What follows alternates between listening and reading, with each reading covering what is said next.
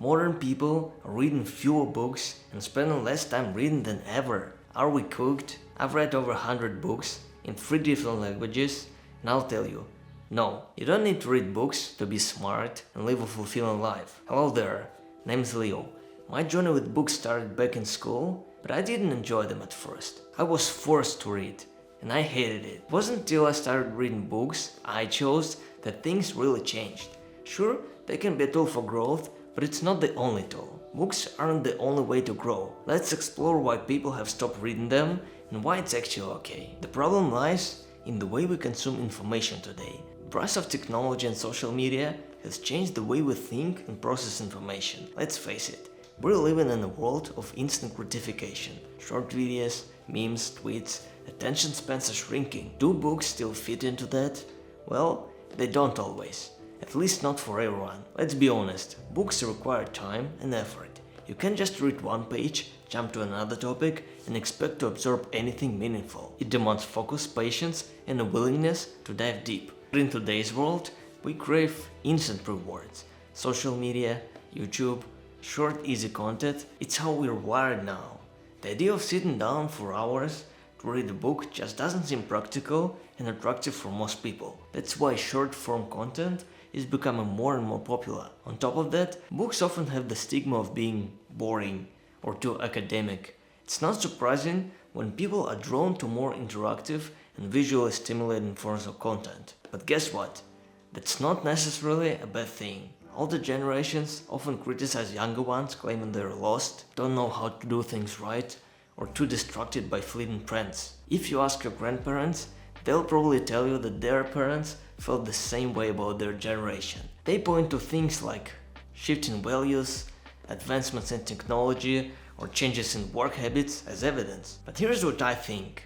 Every generation adapts to its own environment, and the younger generation isn't doomed to failure. They simply have different tools, experiences, and challenges shaping them. And that's totally okay. Instead of grumbling about how things were better in my day, it's far more productive to embrace these shifts. Every generation contributes to society's progress in its own unique way. So while it's tempting to think the younger generation is messing things up, I believe they're simply paving their own path. And who knows, that path may end up surprising us all in a positive way. Now, do books actually make you smart? Saying that is like assuming that just doing sports will make you look great. There are all kinds of sports: sumo wrestling, marathon running, or even chess. In the same way, there are all kinds of books. I've met some of the most narrow-minded people who have read dozens of books. On the other hand, I have a friend who is one of the most impressive human beings I've ever met, and he barely reads books. Some people believe that reading stacks of books automatically makes you wise. We all know that's not true. The real question is, what kinds of books you read and what are you doing with the knowledge you gain? You can read 100 books, but if you don't take action on what you've learned, what's the point? Knowledge is power, but only when applied. Now don't get me wrong, I love books. I'm not saying books are obsolete. Far from it. Books are still one of the most valuable tools for deep learning and personal growth. They allow you to immerse yourself in a subject, explore ideas in depth, and develop a profound understanding of complex topics. Unlike quick snippets of information on social media, books give you the space to reflect, think critically, and engage with material at your own pace. Reading requires you to focus and be present.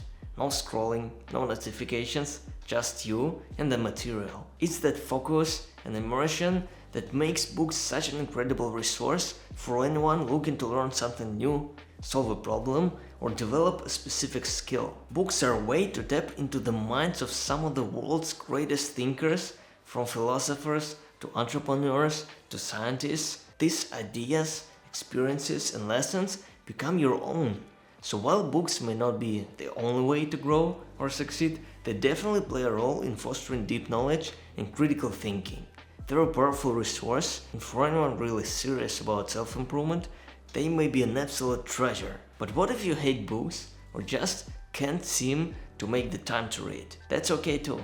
Just because books are a great tool for some, doesn't mean they're the best fit for everyone. If you find it hard to focus on books or simply don't enjoy the process, there are plenty of other ways to learn and grow, like audiobooks or podcasts. If you can't sit down for hours to read, try this format. It's like reading, but a little different. You could also turn to interactive learning platforms. There are online courses on virtually any topic you want. Cooking, exercising, personal finance, coding, all without ever cracking open a book. And of course, sometimes the best way to learn is to engage with the world around you, ask questions, and absorb information through lived experience and dialogue. At the end of the day, whatever works for you is what matters. And if you're ready to take the next step in personal growth and succeed, check out my previous video on how to get ahead of 99% of people in your 20s. It's packed with practical tips on how to maximize your potential and set yourself up for success,